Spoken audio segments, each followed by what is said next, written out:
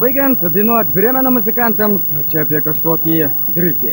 Drikį, pats metas pasisveikinti su dar vienu šio vakaro pašnekovu. Labas vakaras. Labas vakaras. Kuo jūs vardu? Ligitas. Ligitai, ir kągi sveikinsite? Ligitai, aš esu iš Simno.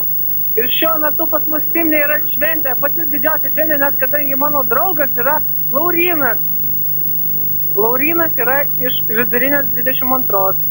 Jis Alytui mokėsi, bet po to perėjo į Simno mokyklą.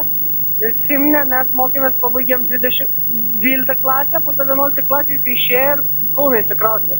Bet jis man žiūri geras draugelis yra. Todėl norėčiau šiam paskirti linkėjimo.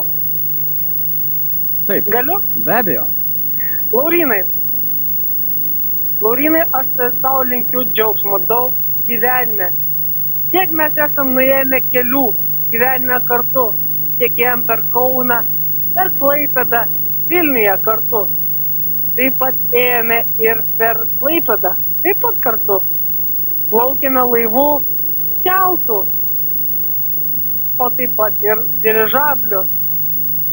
Laurynai, kaip tu supranti mūsų kelionę? Tai buvo mums svarbu. Gyvenimas. O dabar visi sumačinom. Visi paprasti bachuriukai.